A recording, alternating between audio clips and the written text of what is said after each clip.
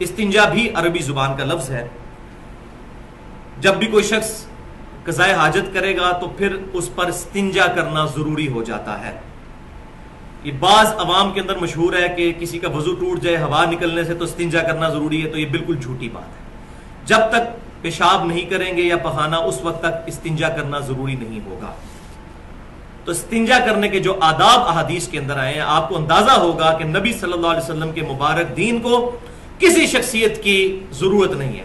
آپ صلی اللہ علیہ وسلم ایچ اینڈ ایوری ٹینیس ڈیٹیل امت کو بتا کے گئے ہیں. یہ جو چیزیں مشہور ہیں جی فلاں نے فقہ لکھ دی تو وہ جناب امت کو بتایا گیا، پہلے تو لوگوں کو پتہ ہی نہیں تھا، یہ سب جھوٹی باتیں ہیں. میں نے پچھلی دفعہ بھی ایک لطیفہ سنایا تھا کہ ایک تبلیغی جماعت کے بھائی میرے پاس آ کر رکے تو میں نے ان کو بخاری اور مسلم سے جب دعوت حق پیش کی تو وہ کہنے لگے جی آپ کیا قرآن حدیث کی بات کرتے ہیں، قرآن حدیث میں تو وضو کا طریقہ نہیں لکھا ہوا، یہ تو امام حنیفہ رحمۃ اللہ علیہ نے بتایا ہے. میں نے کہا جی آپ کو کس نے بتایا؟ تو انہوں نے کہا کہ میرے چچا جان ہے 25 سال سے تبلیغی جماعت میں، انہوں نے بتایا. ان کو بھی ظاہر ہے ان کے علماء نے بتایا ہوگا. تو ساری تبلیغی جماعت کی میں بات نہیں کر رہا، لیکن عموماً یہ مسکنسیپشن موجود ہے عوام کے اندر. خدا کے لیے گستاخ رسول مت بنیے. محمد فرق بین الناس، صحیح بخاری کی حدیث ہے. محمد صلی اللہ علیہ وسلم حق اور باطل کے درمیان فرق ہے. آپ صلی اللہ علیہ وسلم کا مبارک دامن جو تھامے گا وہ صحیح معنوں میں مسلم ہوگا، ادروائز وہ اپنے اسلام پر شک کرے. کسی کو یہ وہم آیا کہ نبی صلی اللہ علیہ وسلم کوئی ادھورا دین دے کر گئے تھے جس کو بعد میں کسی شخصیت نے مکمل کیا، ایسے شخص کو اپنے اسلام کے اوپر خود ہی تفکر کر لینا چاہیے. ہمیں کسی پر تکفیر کرنے کی ضرورت نہیں، فتویٰ کفر کا لگانے کی ضرورت نہیں. تو صحیح بخاری اور مسلم کی متفق علیہ حدیث ہے کہ امام کائنات صلی اللہ علیہ وسلم نے فرمایا کہ جب بھی کوئی شخص استنجا کرنے کے لیے ٹوائلٹ میں جائے یا کسی اور جگہ پر، پردے والی جگہ پر، وہ حدیث میں ڈیٹیل سے ہے کہ پردے والی جگہ پہ جانا ہے، تو دعا مانگے پہلے ہی وہاں داخل ہونے سے پہلے اللہم انی اعوذ بکا من الخبث والخبائث. عربی میں نہ آتی ہو اردو میں مانگ لیں کہ اے اللہ شریر جنوں سے اور شریر جننیوں سے میں تیری پناہ میں آتا ہوں. کیونکہ سنن نسائی میں پھر ڈیٹیل اس حدیث کے ساتھ الفاظ ہیں آپ صلی اللہ علیہ وسلم کے کہ ان جگہوں پر شریر جنات جو ہیں وہ موجود ہوتے ہیں. اور اکثر اوقات آپ سنتے ہیں کہ لوگوں پر جن بھی چڑھ جاتے ہیں. یہ بالکل حق ہے کہ ایسا ہو جاتا ہے، ہمیشہ نہیں ایسا ہوتا، بعض اوقات وہ فراڈ بھی ہوتا ہے، لیکن ایسے ہو بھی جاتا ہے. اس کی وجہ یہی ہوتی ہے کسی ایسی جگہ پر پیشاب کر لیا جائے تو پہلے جو ہے یہ دعا مانگ لی جائے. دوسری حدیث صحیح بخاری اور مسلم کے متفق علیہ حدیث ہے کہ آپ صلی اللہ علیہ وسلم نے فرمایا کہ جب بھی کوئی شخص پیشاب کرنے کے لیے بیٹھے تو نہ قبلے کی طرف رخ کرے اور نہ پشت. تیسری حدیث صحیح بخاری اور مسلم کی متفق علیہ حدیث کہ آپ صلی اللہ علیہ وسلم نے فرمایا کہ جو بھی شخص استنجا کرے تو وہ اپنے دائیں ہاتھ سے اپنی شرمگاہ کو نہ چھوئے بلکہ اپنی بائیں ہاتھ سے شرمگاہ کو چھوئے اور استنجا کرے. چوتھی حدیث صحیح بخاری اور مسلم کی متفق علیہ حدیث ہے کہ آپ صلی اللہ علیہ وسلم نے فرمایا کہ اگر تمہیں مٹی کے ڈھیلوں سے استنجا کرنا ہو تو کم از کم 3 ڈھیلے استعمال کرو اور زیادہ بھی کرنے ہو تو طاق عدد میں. تو یہ بات سمجھ لیں، استنجے کا معاملہ بالکل ڈیفرنٹ ہے. وضو اور غسل اگر پانی ہے تو مٹی سے نہیں ہوگا، لیکن استنجا واحد چیز ہے جو مٹی سے بھی ہو جائے گی چاہے پانی موجود ہو. نبی صلی اللہ علیہ وسلم سے مطلقاً پانی کی موجودگی میں مٹی کے ڈھیلوں سے استنجا کرنا ثابت ہے، اور آپ صلی اللہ علیہ وسلم سے بعض اوقات مٹی کے ڈھیلوں سے استنجا کرنے کے بعد پانی سے استنجا کرنا بھی ثابت ہے، اور بعض اوقات مطلقاً پانی سے بھی استنجا کرنا ثابت ہے. تو یہ تینوں طریقے ثابت ہیں. پانچویں حدیث صحیح بخاری اور مسلم کی متفق علیہ حدیث ہے کہ آپ صلی اللہ علیہ وسلم نے پانی سے استنجا فرمایا مطلقاً. یہاں یہ بات بھی یاد رکھیں کہ ٹیشو پیپر بھی استعمال کر سکتے ہیں. ٹیشو پیپر اگر استعمال کریں گے تو اس کے بعد پھر پانی سے استنجا کرنا ضروری ہوگا، کیونکہ ٹیشو پیپر مٹی نہیں ہے. اگر مٹی کا ڈھیلا استعمال کر لیں تو مٹی خود ہی طہارت کر دے گی. ٹیشو پیپر کے بعد پھر پانی سے استنجا کرنا ضروری ہوگا. ہاں اگر مٹی کے ساتھ استنجا کیا ہے تو پھر پانی سے استنجا کرنا ضروری نہیں، کر لیں تو زیادہ بہتر ہے اور پسندیدہ ہے. چھٹی حدیث صحیح مسلم کی ہے کہ ایک مشرک نے سیدنا سلمان فارسی رضی اللہ تعالیٰ عنہ کا مذاق اڑایا اور کہنے لگا کہ دیکھیں کہ آپ صلی اللہ علیہ وسلم جو تمہارے پیغمبر ہیں وہ تمہیں چھوٹی چھوٹی باتیں سکھاتے ہیں، استنجے کا طریقہ بھی سکھاتے ہیں. تو انہوں نے کہا ہاں الحمدللہ ہمیں فخر ہے اس بات پر کہ آپ صلی اللہ علیہ وسلم نے ہمیں استنجا کرنے کا بھی سلیقہ سکھایا ہے. اور آپ صلی اللہ علیہ وسلم نے 4 باتیں استنجے کے کانٹیکسٹ میں ہمیں سکھائی ہیں. پہلی چیز یہ کہ ہم قبلے کی طرف رخ کر کے نہ پشت کر کے استنجا کریں. دوسری چیز ہم استنجے کے لیے اپنا دایاں ہاتھ استعمال نہ کریں. تیسری چیز کہ ہم کم از کم 3 ڈھیلے مٹی کے استعمال کریں اگر مٹی سے استنجا کریں. اگر ڈائریکٹ پانی سے کر رہے ہیں پھر ضرورت نہیں ہے. اور چوتھی چیز کہ آپ صلی اللہ علیہ وسلم نے ہمیں گوبر اور ہڈی سے استنجا کرنے سے منع فرمایا. اور اس کی وجہ کیا ہے؟ وہ 7ویں حدیث صحیح مسلم کی کہ آپ صلی اللہ علیہ وسلم نے فرمایا کہ تمہارے بھائی جو جن ہیں ان کی خوراک ہڈی اور گوبر کے اندر ہے، لہٰذا تم اس سے استنجا نہ کرو. اور یہی اکثر اوقات ہوتا ہے کہ ایسی جگہوں پر استنجا کرنے سے اور پیشاب کرنے سے جو ہے وہ پھر جنات چمٹ جاتے ہیں.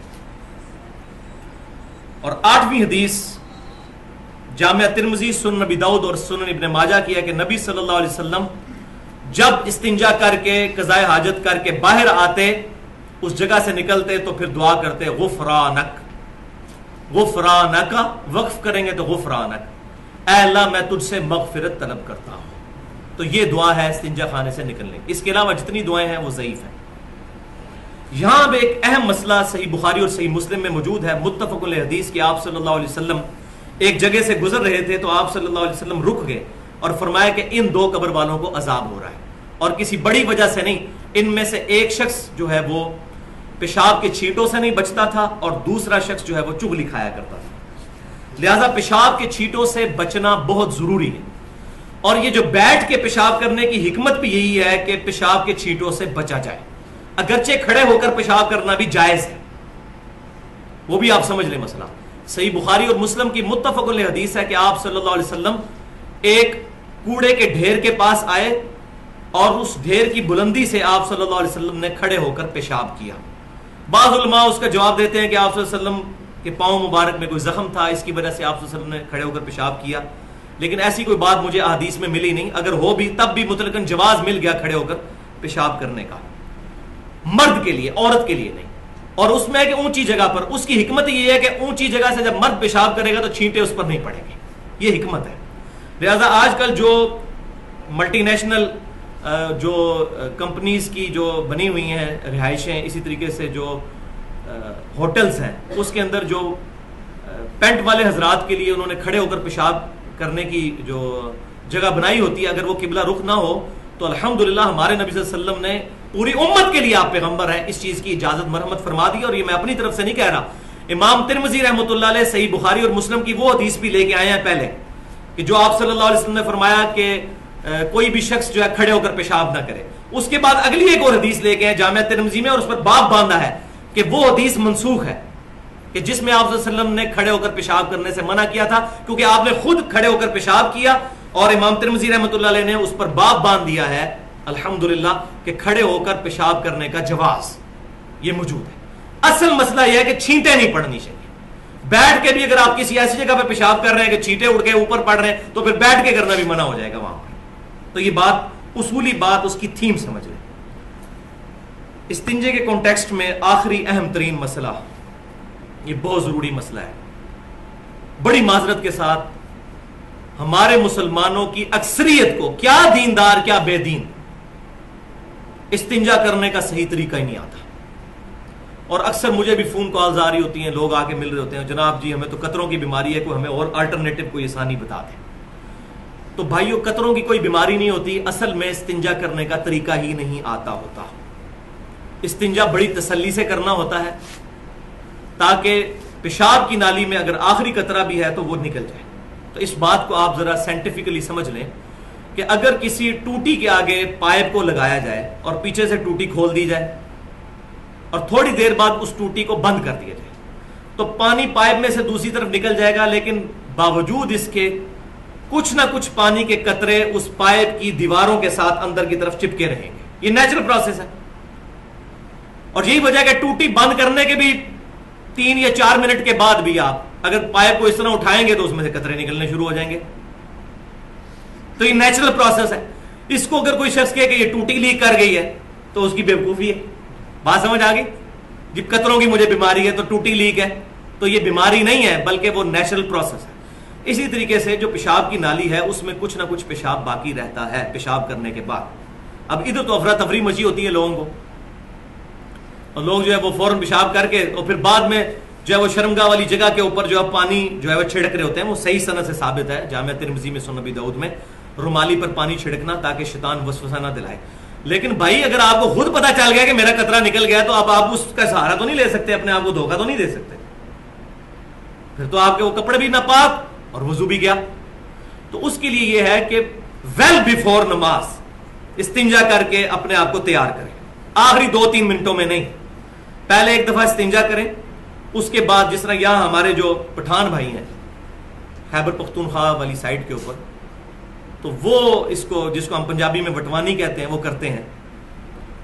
وہ کیا کرتے ہیں، پیشاب کرنے کے بعد تھوڑی دیر ٹہلتے رہتے ہیں اور مٹی کا ڈھیلا اپنے ہاتھ میں پکڑ لیتے ہیں اور اس قطرے کے آنے کا انتظار کرتے ہیں جو انڈر گریوٹی آتا ہے، جس طرح پائپ میں سے پانی نکلے گا، اس کے بعد اس کو پوچھ لیتے ہیں اور پھر اس کے بعد کبھی قطرہ نہیں آتا۔